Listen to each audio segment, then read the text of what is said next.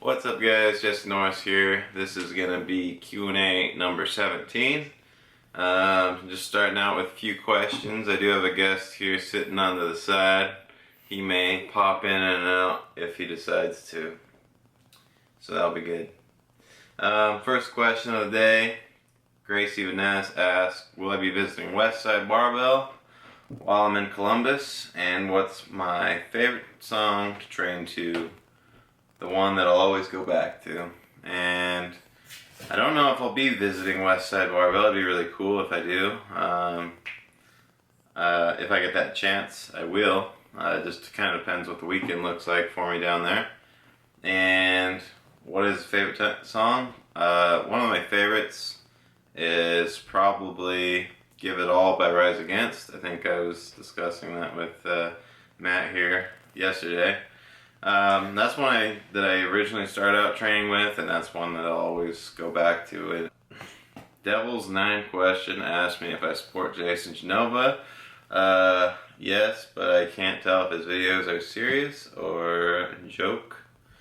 Not to sound bad, but I just can't tell. So let me know in your comments what you think. But yeah, I think that his videos are totally fine. I don't have a problem with it. Marius Holtet asks, how much does drinking alcohol on the weekends affect your training? 2, how often should you change your accessories for bench and deads? First off, whenever I drink, I never get drunk. If you get to that point, it's going to dehydrate you. So the main thing is when you're drinking is to rehydrate. So electrolytes, sodium, get that intake up as well. And then alcohol shouldn't really affect your lifts. But if you don't rehydrate, you're going to feel like shit. So just point that out. He's coming in. Wait for the epic shirt. No. Oh man, watch out. There's a lot of shit on the floor right there. This is Matt. Matt, this is YouTube. You know them. They might know you. Probably not. How often should you change your accessories for bench and deads? And my answer would be as often as needed. If you're hitting a plateau, start to change it up. Otherwise, if it's all working for you, just keep doing what you're doing. Yeah, simple enough, yeah. Hi, Manny. Come here. YouTube loves you too, huh? Yeah. I can't even say this guy's name. Fedor Emelianenko. Oh my god. Look at you. Pretty sure that's a fake account because that's a fighter. Oh, I don't even know. Anyway. Okay. Thank you. Do you think the back squatting twice a week instead of back squatting once and front squatting once would be more reasonable, or would be reasonable to do when running your program, or would it be too much? It depends on the person. Personally, I like front squatting. I think it's a great accessory movement to do with your deads and squats, so I recommend at least hitting that once a week. But also, just for me, back squatting twice a week burns out my CNS, and just everything hurts if I do that. So I don't do that. Some people that run my program ask me if they can, and I let them know that's perfectly fine, except one day needs to be a light day.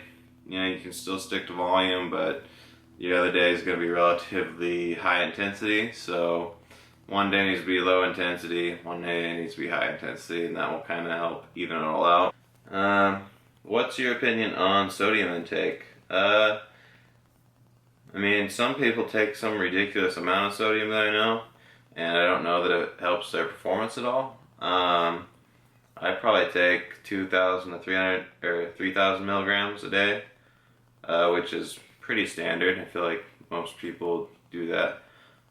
If you're trying to hydrate, then obviously increase your intake and be good to go. I would say do it before your lifts. That's totally fine. You gotta do it right before, kind of like a pre-workout type thing. That's my opinion. You're a doctor. What's your opinion? I don't really change my sodium intake. Yeah, he just does whatever's in his food. Some people just like to do it the night before, so you get a little bit of A little bit of fluff. Yeah. Yeah. But I feel like that's pretty transient. Eugene Sheepers.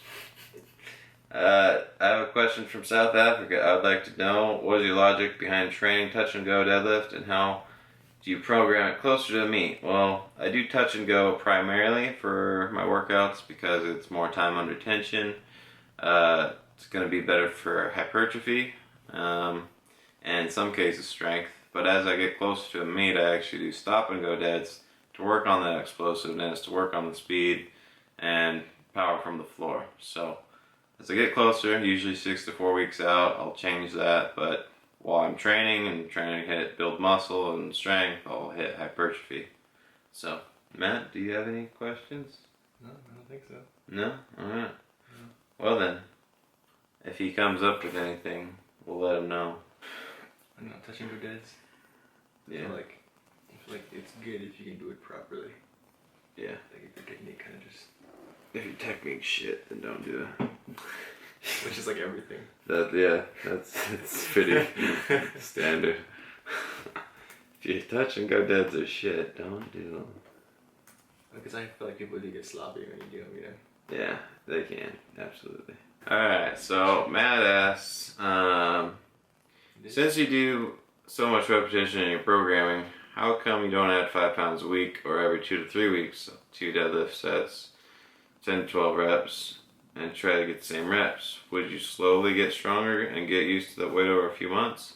Well, for me, I would say that for, lifters that have growth available, I'd say I have a little growth. I can tell, like, sometimes I do put 600 pounds on the bar for sets of 10 instead of 585 for sets of 10. But the next week, I feel like crap. So it takes its toll, even the small variations in my training.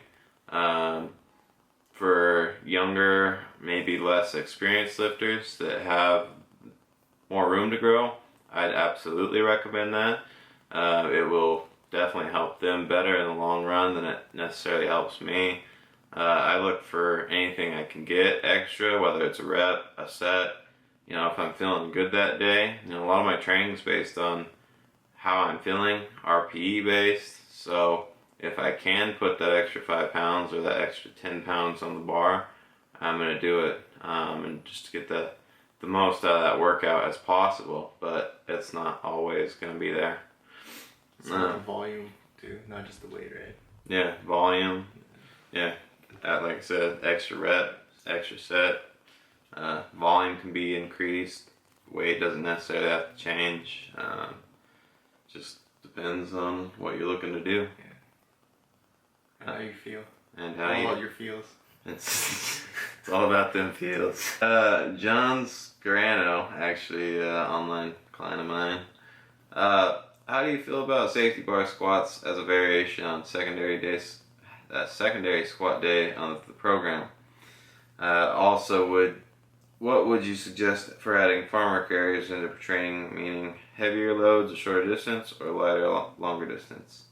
So first off, safety bar squats you can absolutely do instead of front squats. It's ultimately gonna, like you said earlier. Yeah, it's the same thing. It's still gonna pitch you forward because that weight is kind of pushed out in front of you, even though the load's still on your back instead of your shoulders. So pretty much the same thing. Absolutely fine if you want to incorporate that instead of front squats. I don't have a problem with that at all. You might even be able to increase the weight. It's all based on feels again. And for farmer carries, I would prefer you actually increase the load for shorter distances rather than lighten the load for longer distances, because the main goal is going to be to build strength, and if you're lightening or you're making it lighter for a longer distance, yeah, you're going to get some conditioning and endurance, but it's not going to have the same effect as far as strength and hypertrophy go. So some people don't have a lot of space either. Yeah, if you don't have the space, increase the load. If you have all the room in the world, it's up to you, but again, it's if you think about it like a long distance runner versus a sprinter, you know, more powerful short burst is more effective for strength and power versus long. Socrates, oh, you're still alive? Socrates, is that you? A bunch of replies on it. Yeah, it does. Let's see this. Oh, it's probably shit talking. Probably. Looks like it. Why you guys do this? Yeah, why you do this? Can't we all get along? So Socrates, that's the username, asked me why I do under overgrip for my warm-up sets as well as working sets rather than double overhand. I've always done that. I've never had a problem. You know, most people think it creates muscle imbalances. However, if you do the right accessories, I don't think that it does. Like I do farmer carries and shrugs, double overhand. I do all my other accessories, double overhand or whatever you want to call it. So that helps, and I've never had a problem with having a muscle imbalance. I seem to be fairly balanced out, but if you're worried about muscle imbalances, either A, do double overhand, or make sure you're doing the proper accessories for those lifts in life. All of them. That will fix your wilts, and that, in terms of that, fix your life. You will be successful.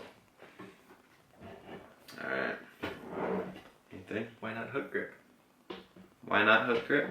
That's the same thing as double overhand, right? My thumbs say no. Your thumbs say no. Okay, well, when I think of double overhand, I think of hooking. Yeah. Because when you're just doing this shit, it's going to roll out of your hands. Yeah. So if you can get that thumb underneath the bar, that's like the only way you can hold on to anything when it gets heavy. Yeah, when it gets heavy. Yeah. So, hook grip, double overhand, my mind, same thing. Same. Yeah. Same, but different. Sucks a lot more. Hook grip sucks, but... Yeah, it hurts the thumbs. That's why I don't do it. Why don't you explain your Leroy Jenkins? Leroy? Oh, you guys might have been questioning what the hell was that on my other video yesterday, and it's just an interesting kind of gamer thing, I suppose. If you ever played Warcraft, you might have heard of this. I used to actually, as bad as it sounds, I used to play World of Warcraft when I was pretty young, probably 10 to 12, around that age. I played a lot, and so there's this video out there on YouTube. If you just Google search it, Leroy Jenkins, you might get it, you might not. It probably helps if you've played games. You'll think it's funny. If you don't play games, you're probably just like, what? So, It's pretty funny though. yeah, it's pretty funny. So yeah, go take a look at that. If you don't know what it is, you might find it funny, you might not. But yeah, it's kind of gonna start adding little sound bits to my clips, just to make them a little more interesting. Spice it up. Spice it up, so it's not so bland all the time. So yeah, that's gonna be it. I think this will be my last video for a couple days. Maybe I'll try to do some front squats on Tuesday for you guys. I'll be filming with Chris Gethin this week as well, as having my new job schedule and all that. So crazy week, and then I'll be going to Ohio on Thursday. Matt stayed with me this weekend, just chilling, hanging out. I helped him with his meet 2 weeks ago now? 3 weekends ago? 3 weeks ago. 3 weekends ago. No, 2. Was it? There's 2. I don't know. This is the 3rd. Yeah. Because, yeah. Okay, so three weekends ago, technically. I'm just gonna say 3. Yeah, 3. Helped him with his meet, did well. I actually have some footage of that, so we might get that in one of these videos soon. If you want to see it, comment below, let me know. Make sure to leave your questions and comments for me on this week's Q&A so I can get to those next week. Other than that, you guys, that's going to be the video. So I hope you enjoyed. Please hit that like button if you liked the video. Subscribe if you haven't already, and we'll see you next time.